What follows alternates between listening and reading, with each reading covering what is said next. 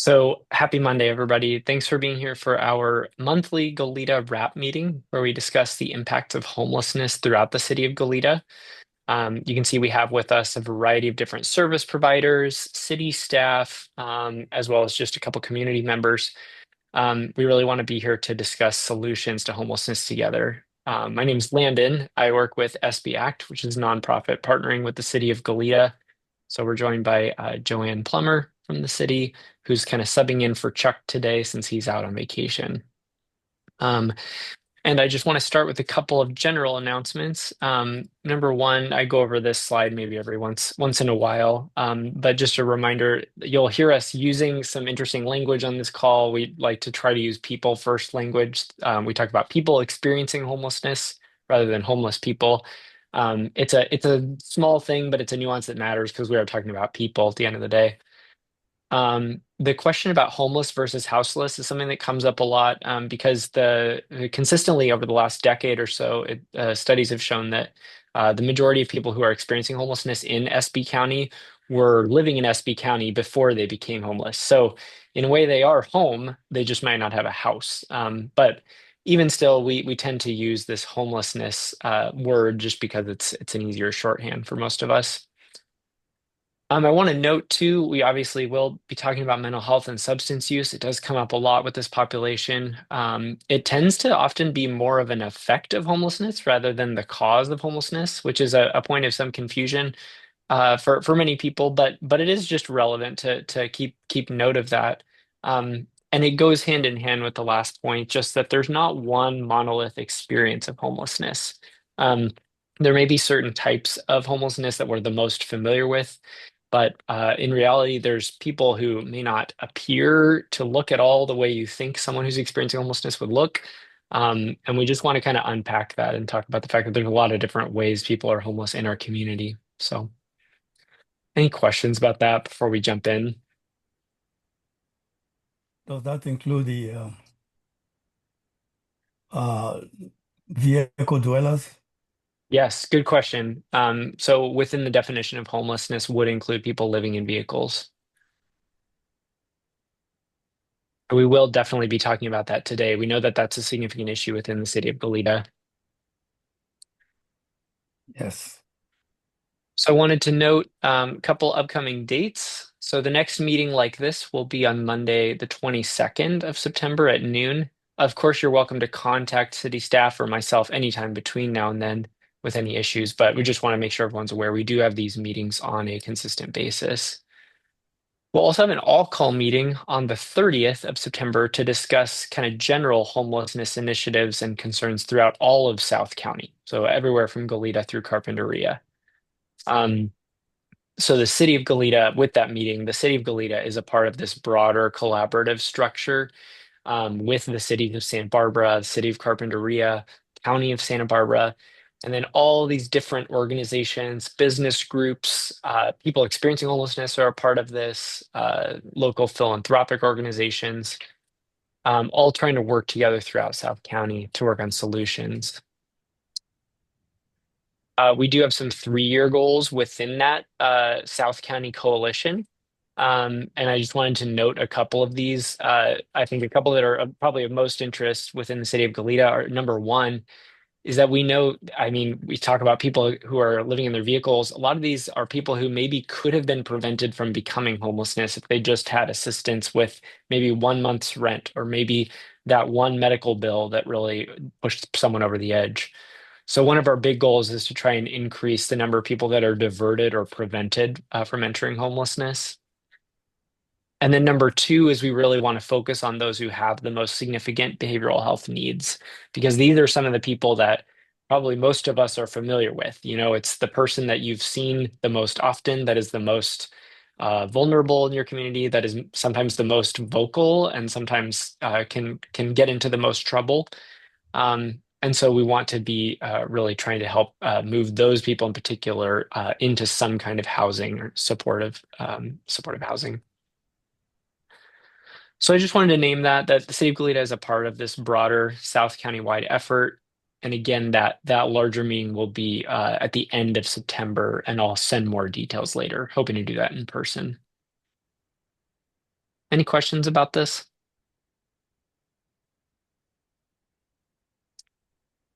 All right. So, as I mentioned, Chuck is out today, so I'm going to give some notes from his report about the city of Goleta with some updated statistics for you all. So I'm going to put that on the screen. I also see Mayor Perotti join the call. Thanks for being here. So we want to talk about kind of the progression of things month by month. So you can see, as Peter pointed out, we're talking about a lot of different populations, but they're all fall under that homelessness category. So there's three bars that are broken up here. Number one is the people living in encampments. So those are the people who are outside, maybe along the train tracks, maybe on Elwood Mesa, variety of different areas. You've got people living in shelter. That's the orange bar. So the city of Goleta doesn't have any shelter itself, but we've got people that are in city of Goleta beds at the Hedges House of Hope in Isla Vista or the Path Shelter or other places. And then you've got people in vehicles, which is the green bar. So some fluctuations over the last couple of months. Just to note that there have been fewer encampments in the last 2 months, and we're not sure what to attribute that to exactly. We think that it's possible that some people are just kind of moving through the area. Summer months tend to be a time when people are a little bit more transient, whereas if you are looking at homelessness numbers in the spring or winter or fall, you tend to see a little more stability. Um, but I did want to just note that it's not necessarily that people are getting into housing, unfortunately. This was more of a result of some of these people just moving into a different area or moving out of the area.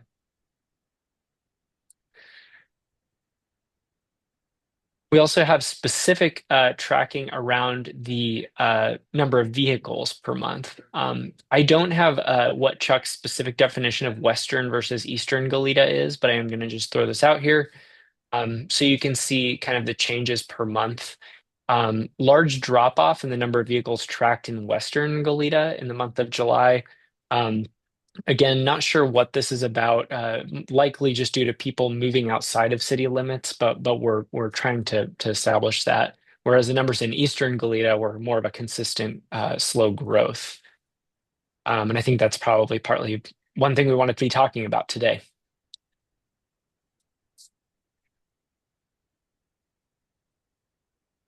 This is a really important graph just to mention. So, what we ideally want to see is that the number of people getting housed, the orange line, would go above the blue line, which is the number of new people that we're identifying on the streets. We want the number of people getting housed to surpass that number so that that way the net number of people experiencing homelessness decreases in the city of Goleta. So you can see right now they kind of just are moving side by side with each other as they have been for about this whole calendar year so far, kind of going back and forth.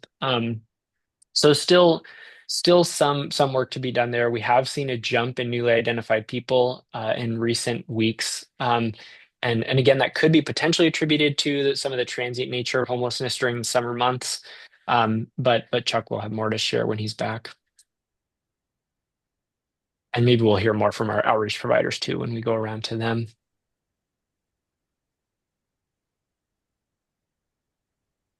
Just wanted to mention some of the breakdowns of people experiencing homelessness.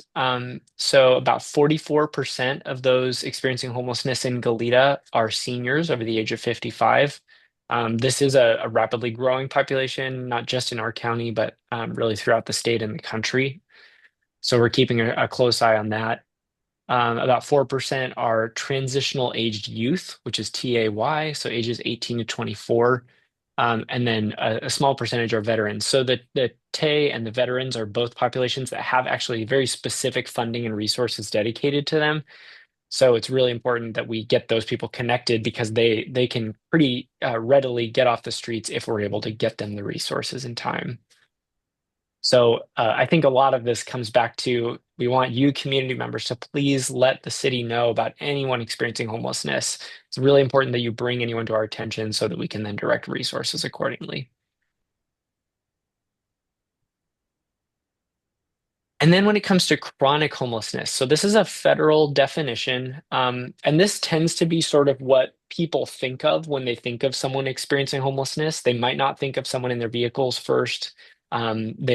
People tend to think of these individuals, and so the way that this is defined by the federal government is someone that has a disability and has been living in a place not meant for human habitation or in a shelter for at least 12 months continuously. So these are kind of the long termers in a lot of ways. Um, so you can see within the city of Goleta, that last page showed there's 124 people currently experiencing homelessness in Goleta. Almost 60% of those would be considered chronically homeless. So these are the folks it's going to be a little bit more challenging to help find housing because they're people that maybe have significant trauma for being on the streets as long as they have. Um, People who maybe have gotten used to the community that they've developed living on the streets. There's just a lot of factors there. And so those Yeah. populations can be a lot more challenging to help get into housing. So we just want to note that and say that that is going to be a challenge.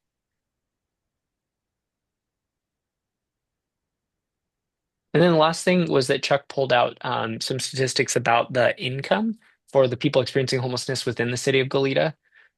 So you can see that more than half of the people who are experiencing homelessness have indicated that they do not currently have any source of income. But it is worth noting that about 13% of the people experiencing homelessness in Goleta are earning enough that it could be possible for them to pay for some kind of housing. It likely would still need some kind of subsidy, but that's a population that we really want to focus some efforts on because it's sort of low-hanging fruit for people that we could probably help to get into a more stable situation. And then I will just note of those who are earning income, the 49% that are earning income, um, about 45% of that is earned income, meaning like from a job or something that someone is doing to earn the money, as opposed to other kinds of subsidies, disability programs, retirement income. Um, So just a note, again, we have a lot of different experiences of homelessness in the city of Goleta, a lot of different people with varying resources that we're trying to support. Um, I don't know, Joanne, if you had anything you wanted to add to this, but feel free to chime in if you do. Nope, you're doing a great job, Landon. Cool. Any questions about this? Well, I agree. Lando, you did a great job. Um, I'm just the question I have, just a couple. Um, I think there is you might say, an invisible group of that are experiencing homelessness that is not maybe lumped somewhere in the statistics or maybe not mentioned at all. But you see them on either some kind of e-bike or regular bicycle speeding from one shopping center to or others. And I think they are hard to locate, obviously, because they're always constantly on the move, all day from one shopping center to the other. And I'm wondering if that has been discussed. And from verbal reports from our community here in Goleta is that sometimes people are tie this type of group to snatched purses or some form of uh, theft, from cars, unlocked cars. And so I'm wondering if we have any way of tracking this or getting at least gathering reports or statistics on that. And the other very quick comment too is that um, in terms of vehicle dwellers, it's not just one group. There are the regular one that we uh, seem to think. Right now, it seems as if people who are in vehicles are like forced. But if you interview or talk to them, some of them are like, there are two groups at least, you know, those who choose to be in vehicles. And then then those who are forced to vehicle because of rental issue, then even a third one, the itinerant ones that are just transient, they just passing through, say, Goleta and find good, typically go to Phelps. But if you go to Phelps, you can always, you can see this type of in interacting almost weekly with some of these. You find that some just prefer not to, like the guy that has that big yellow bus. Attached to the bus is a big pickup. And attached to that is some kind of a bunch of e-bikes. Obviously, to maintain those kind of vehicles, that doesn't sound like there is a financial issue because that's quite a burden to do. Just to run that bus. And every morning, anyway, I'm not digressing. Okay, and the last point I want to make is if this since these people are here, exist at their facilities, they need to use the facilities at some point rather than doing the obvious that the people, homeowners around don't like, because say at night, well, that kind of thing. So those are things that I think I'd like to bring up and see how we can address them. Thank you. Thank you, Peter.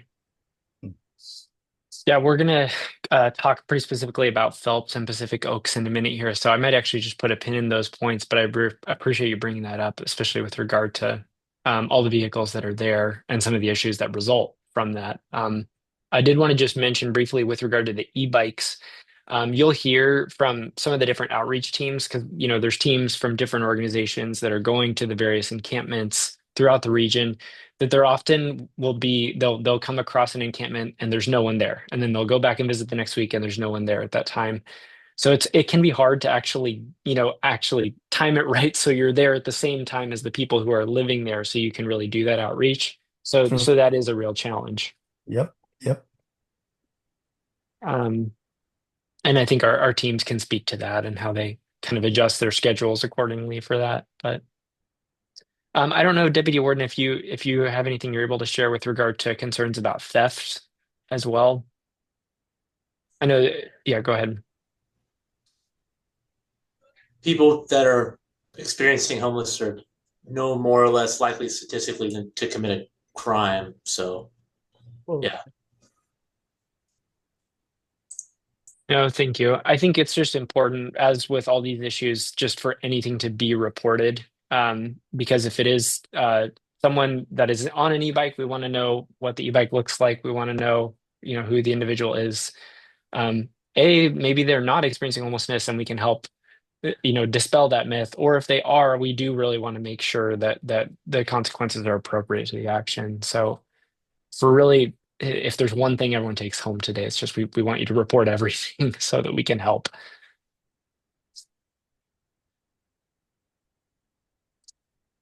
All right.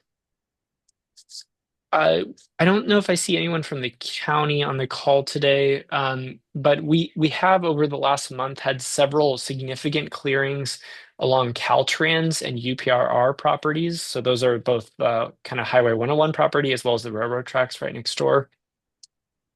These are not always permanent, that maybe encampments will get cleared from those properties and then the Caltrans staff will move on and then people will move back in within a couple of weeks sometimes.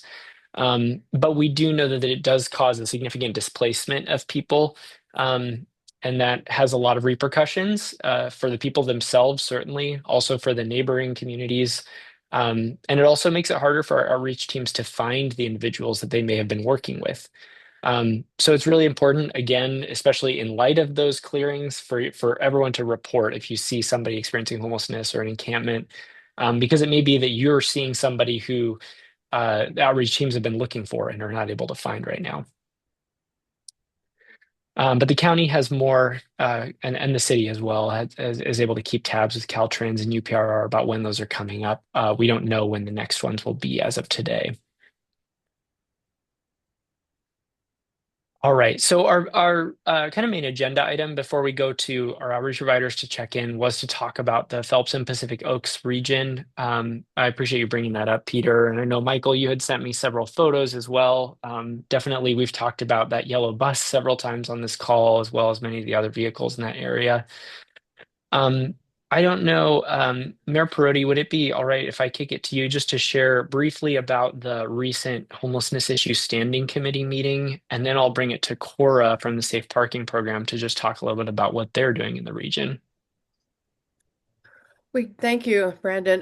Yeah, the topic came up at our last meeting, and what we are hoping to do is to change up our ordinance a bit and make it maybe more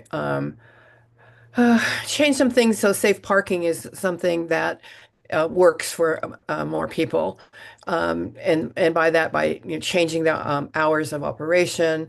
Um, but also the idea of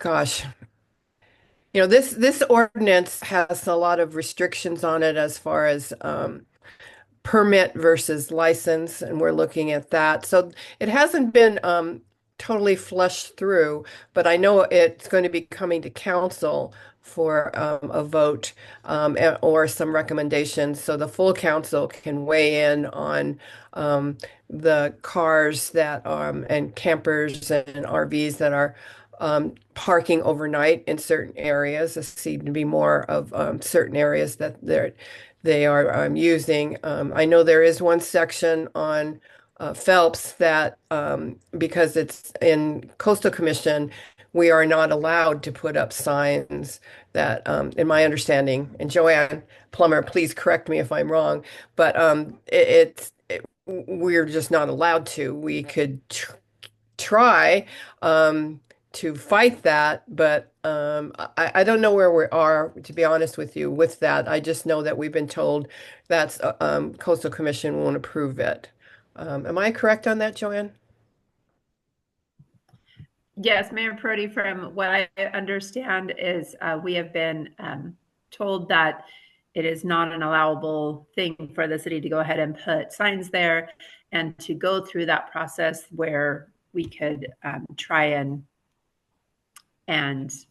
work towards some kind of compromise is a lengthy and expensive endeavor, is what we're being told. So we are doing some other investigations just to confirm or deny that information and see if there is a path forward with the Coastal Commission property or the in the coastal zone. However, and you're absolutely right, Mayor Purdy, that the ordinance for safe parking that would allow a little bit more flexibility for more places to have safe parking lots is an item that we are working hard to bring to council very soon. It is a process. We want to make sure that what we're bringing before council has been vetted. As Mayor Prodi shared, the homelessness issue standing committee did review it. They liked what they saw. They had some comments. Safe parking had some comments, and so we're going through all of that. And just for the benefit of the public, once this item goes to council and council supports it, it's an ordinance change. So that's the first reading. Then it has to go back to council for a second reading. It'll be noticed in the paper, and then the ordinance doesn't take effect for 30 days after that. So, which is why we're trying to get it as soon as possible in front of council. But I just wanted the public to know that it is a process. And it is one we are pushing hard to bring very soon, but we want to make sure that it's packaged appropriately. And I'll add one more thing. We are looking at the possibility of what can we do for those that are abusing the places they are staying, parking by trash, and what can we do to have law enforcement look at and work with safe parking and like maybe warnings, if you continue to leave this place a mess, and I can understand people that live there and have to see it and deal with it all the time. It's unfortunate. But how can we, without arresting them, how can we say, give them a warning? I mean, this is all stuff that we haven't, I think we need to still talk about.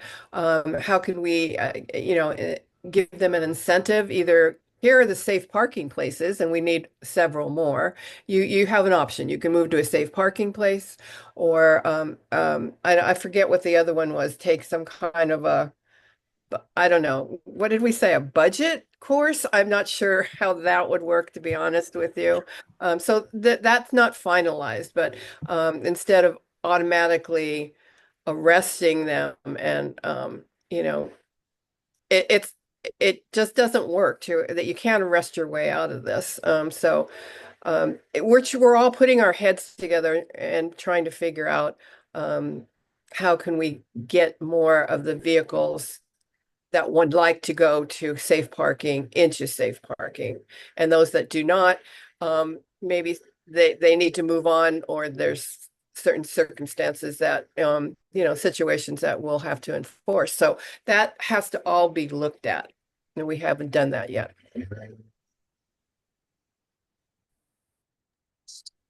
There's a couple questions in the chat about an ETA for council approval of the ordinance. We are trying hard to keep it on the September 16th agenda. It won't make the September 2nd agenda as that packet goes out, I think either today or tomorrow. So the next one we're hoping for, which is September 16th. And then the other question is from Liz Stotts. If it's okay if I put you on the spot, Liz, you mentioned other jurisdictions that have successfully put up signage in the coastal zones. Are you able to talk a little bit more about that? Yeah. Hi, everybody. Liz Thoughts, Goleta resident.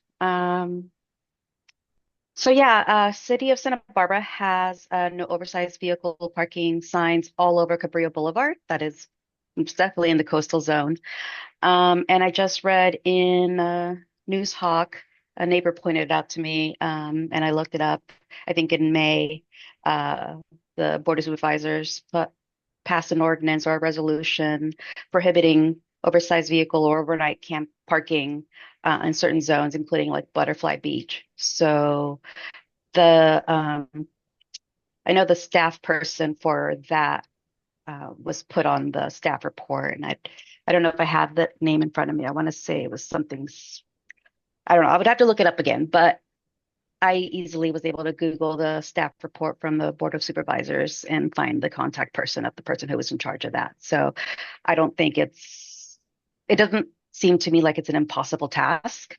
I appreciate that the city is working on it, and I think acknowledging that things haven't been really looked into too thoroughly at this point. But I think, as you can guess from all the neighbors, there's a lot of us, and our patience is, quite frankly, gone. I'm trying to be as patient as possible, given my background. A lot of you know me as somebody who worked in the homelessness field. But yeah, every morning I look out my window, every window of my house, and there is a new car that is there every day. Or that same yellow bus, I hear them rumbling every night around 9 o'clock, and I can smell the car exhaust from that yellow bus. And I don't want to call the cops on him at that hour. I just Why not? I'm sorry, go ahead. Michael, did you say something? Oh yeah, no, I did not. Okay. Sorry, I thought I heard somebody. We are trying to be, there's some of us that are here. There's a lot of us in this neighborhood that are not as vocal as I am. I'm just, given my background, trying to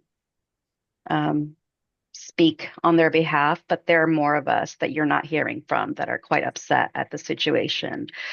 So anything that can be done as quickly as possible would be appreciated. And I understand there's a difference between signage, not prohibiting people, the police from enforcing existing laws. And I know we'll probably have to wait until the ordinance is revised that gives people an alternate site.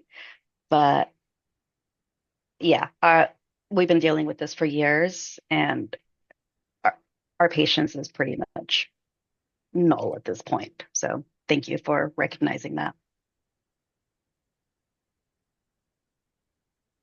Thanks, Liz.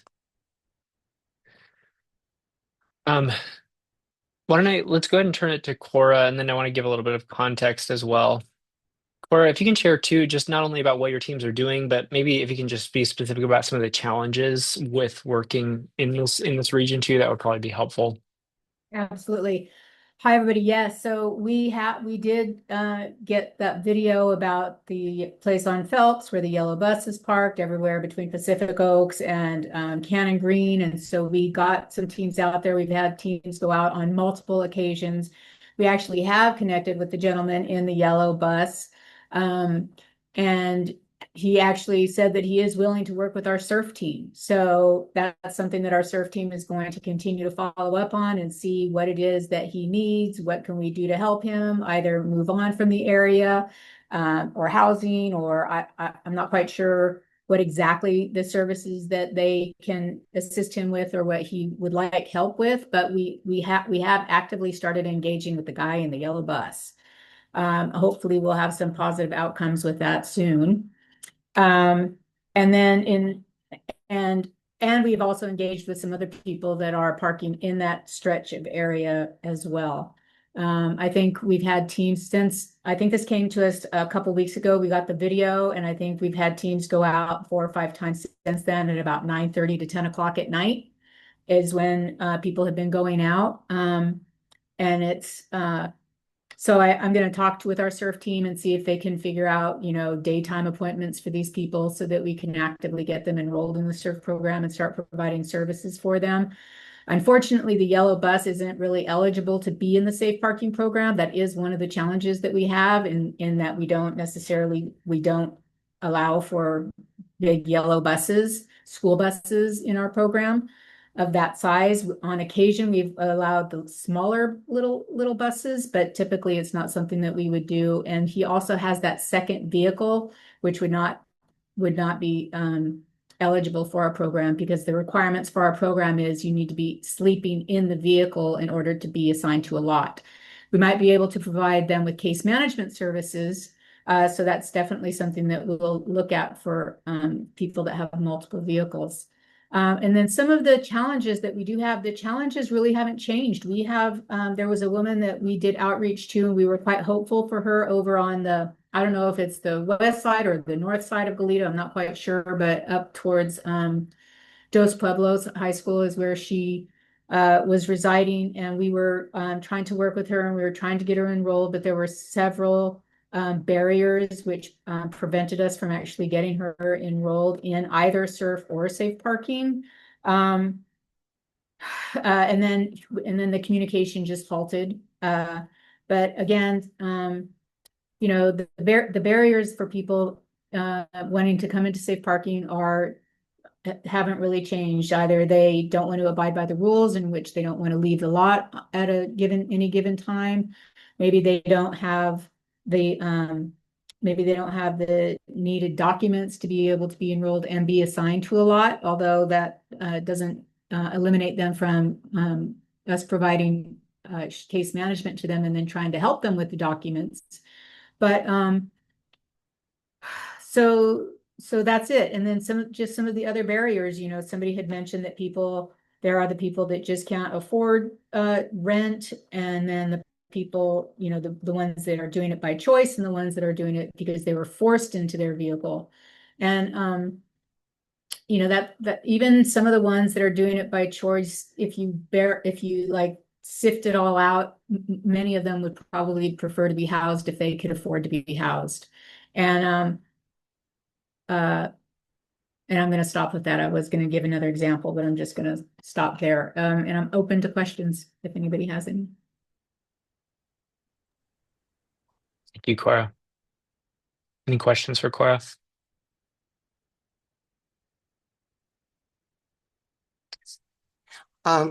Can people who do not have a car, can't afford a car, can they get anything beside counseling from the program? Yeah, the safe parking program, our program is designed to help people that are experiencing vehicular homelessness. So we do offer the counseling services, and then there are other agencies, whether it's Good Samaritan or the other one is escaping me right now, but there's other agencies that can provide services to the people that don't have a vehicle. CityNet, there it is. CityNet, yeah. What is the number to call to make the first contact and for a problem with homelessness person? That's a great question. I'd have to look that up. I don't have it right on hand. But somebody else might know that. Yeah, I can pull up on the screen. So the city of Goleta has this brochure about just general homelessness concerns and then different numbers to call for different kinds of issues. I mean, I think it's never a bad idea to contact Chuck directly. You can see his number here on the screen. But then for specific kinds of issues as well, like there is a phone number here for the safe parking program. So if it is an issue related to vehicular homelessness and you want to get someone connected with services, you can call them directly. And I can share this link. I'll put this in the chat window for everyone. But this is on the City of Goleta's website. What is the what is the first stop or the I understand there's a number that is 24/7. For 24/7, I would actually, I mean, correct me if I'm wrong, Joanne, I would recommend you use the City Assist link, which is listed here. So this www.cityofgoleta.org/city assist, that's where you can make any kind of report related to homelessness, illegal dumping, etc. You know, of course, if it's an emergency issue, call 911, but otherwise, that way it can be triaged to the appropriate party. Yeah, I'm referring to a person who needs help or a person who is calling about a person who needs services and has no money and no financial aid from like the 51% that you show. Yeah. So in that case, I would probably start with Chuck as a good clearinghouse for that individual. They can also call the 211 hotline, but it'll be a little bit more homelessness specific if you call Chuck. Thank you. Mm-hmm. And then Judy, just so you're aware, Chuck is out of the office today and tomorrow, but he is very responsive when you do leave a message. But I didn't want you to think that he would call you back today or tomorrow because he is out of the office right now. But he'll be back on Wednesday. Thank you. I'm going to put some of these links and phone numbers in the chat window as well.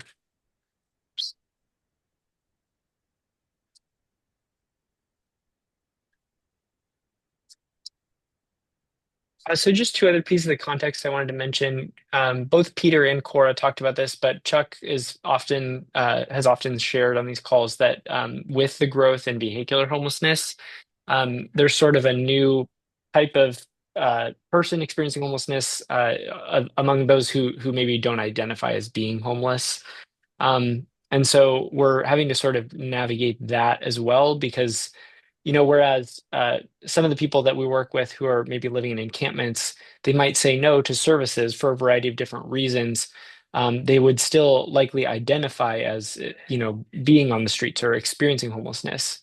Whereas some of the people living in their vehicles would say, this is actually my home. This is where I live. Now, that's not the case all the time, but it does add a layer of challenge to trying to provide these extra services and help people to find the appropriate place to be. And then I'll just mention too, I've been on, I think, two different heated calls in the city of Santa Barbara about different vehicular encampments in the last month. And so this is definitely an issue. This does not take away at all from what is being experienced in Phelps and Pacific Oaks, but I do just want to mention this is happening throughout the region, this is happening throughout the state, that this is really coming to kind of an acute level. So one of the biggest challenges for all of us will be to come up with solutions that are long term, that don't just push the problem to, another neighborhood, and then it ends up getting pushed back to this neighborhood a couple months later. So really, I think that's going to be one of the big challenges that the whole region is grappling with. I'm specifically referring to a person who has been chronically homeless but has a place to stay, but falls through all the cracks of um, and cannot get any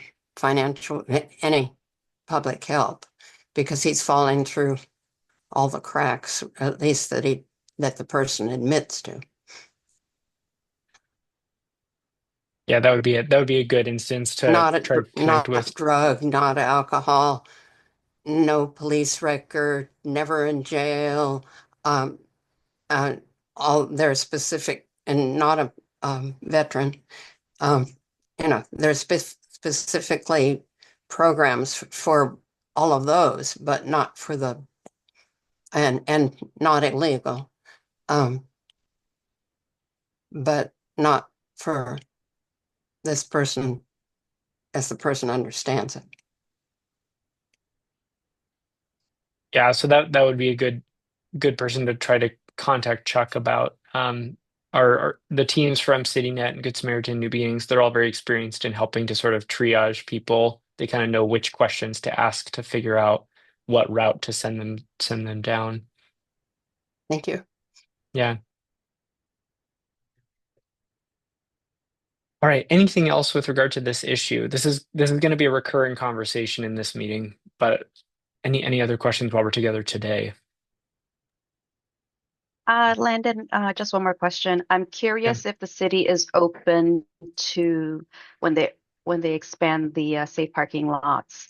Um, I had made a suggestion in my written comments to the city that priority should be given to Goleta residents first, followed by persons in the South Coast, and with either no priority or lowest priority to persons from out of the area. Is that something that the city would be open to?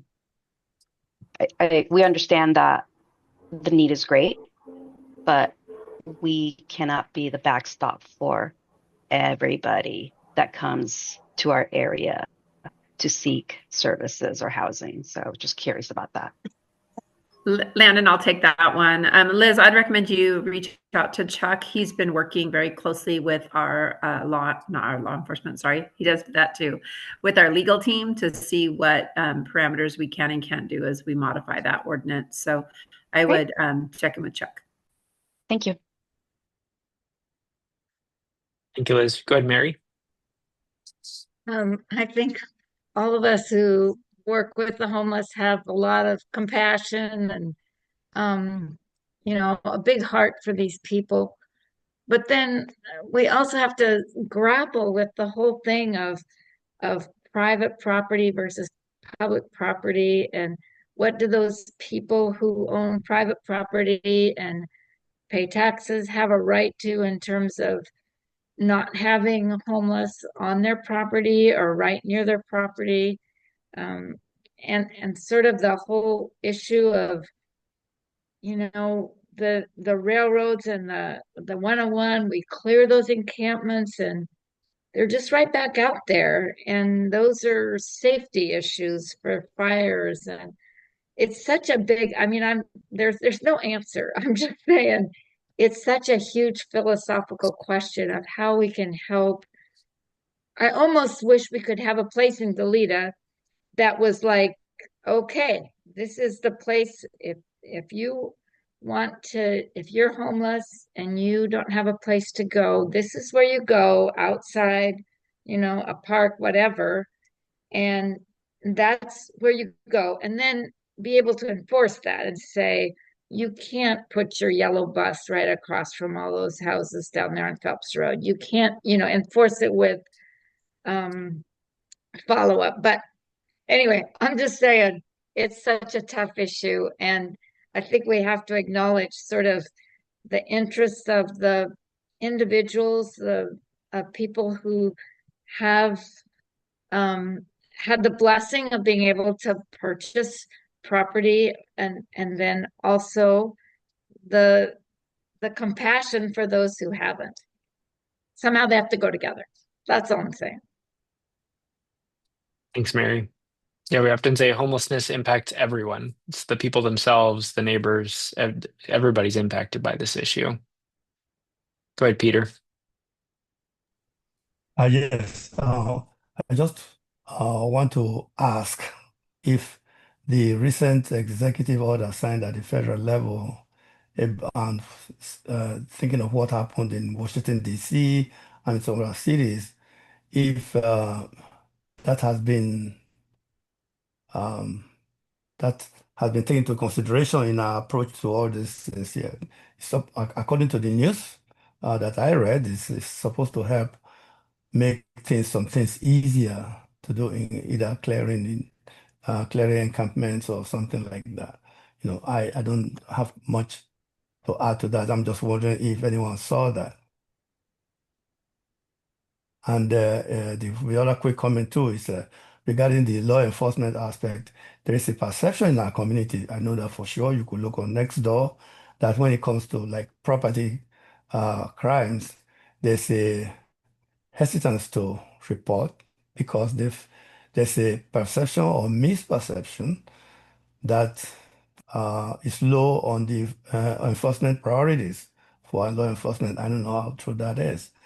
So that way, that might account for law enforcement not really getting the statistics they need, that we referred to earlier. Thank you. Thank you, Peter. I don't know if anyone from the city wanted to comment, but just to note that with the executive order, I think we're all still kind of waiting to see what happens since it isn't, it's just the executive order so far. There hasn't been like a formal law that's been passed with regard to it. We're sort of waiting in this moment.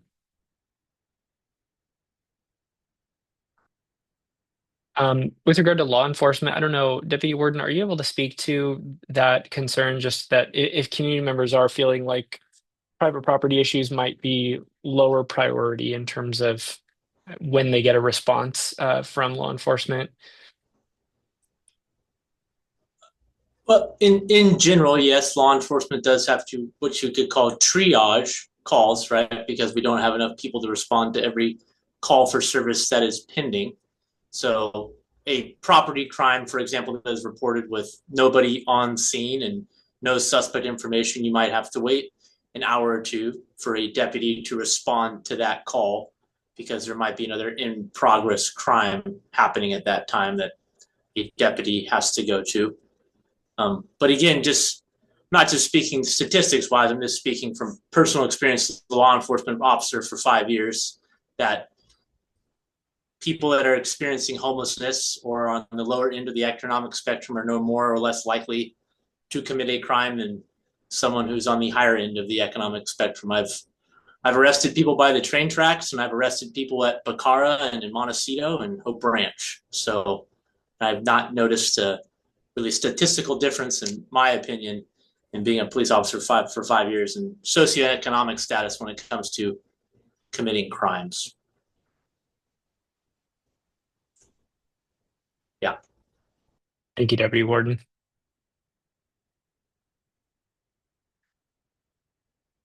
Okay, so this will be an ongoing conversation. We will continue talking about this at our September meeting. I'm also working with Chuck on some other ways to try to engage this particular neighborhood. So stay tuned for that. But we do want to use some of our remaining time to do quick check-ins from our other outreach providers about what they've been doing throughout the region. So can we start with the Good Samaritan ARPA team? Good morning, everyone. This is Jose with Good Samaritan ARPA Outreach. Last week we went around the city giving cooling supplies, cooling bags that included water, hydration bags, liquid IV, electric fans, snacks, and cooling rags. Specific areas visited last week were Alameda, Ortega Park, some of the IV and Goleta parks, and Upper State Street. We got clients. Two referrals to Be Well. We continue to help our clients get document ready. That is it for ARPA. Thank you, Jose. And then let's go to the Good Samaritan Surf team focused on the waterways. Good afternoon, everybody. This is Rachel with Surf 2. Last week, we engaged with about 23 active Goleta clients, helping with medical transportation, mental health appointments, and supporting the county with a heat advisory. We passed out 12 cases of water and cooling supplies and hydration packets. The individuals we encountered were extremely grateful to know that they had support from outreach. We were able to canvass Maria Ignacio and Arroyo Creeks. Fulcrum has been updated with detailed photos. Thank you. Thank you, Rachel. Can we go to the CityNet team?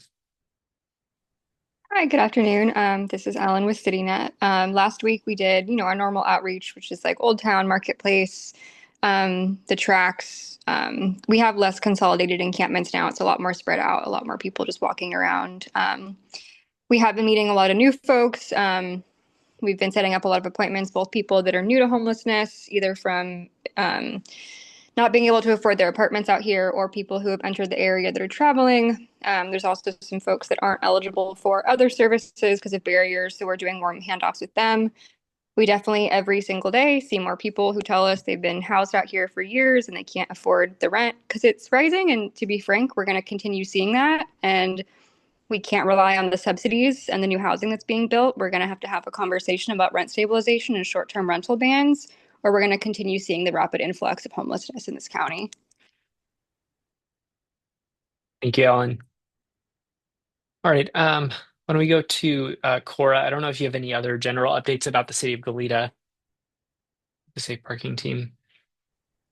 No, I think I pretty much reported everything. We just continue to do the outreach and try to get people enrolled and explaining our program to people and continually doing it over and over again with some people. So not much new.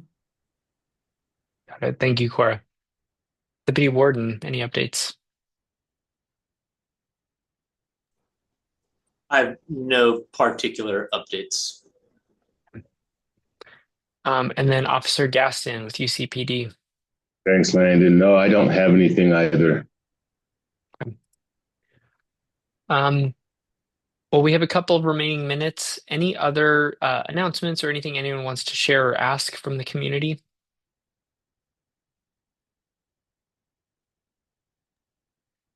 Landon, I'll just say to everybody, like the people who are on from the community today, that just to let them know that if they do encounter homeless folks out here in the West End, that we have the luncheon 11:15 to 12:15, approximately every Tuesday over at the Isla Vista Community Center.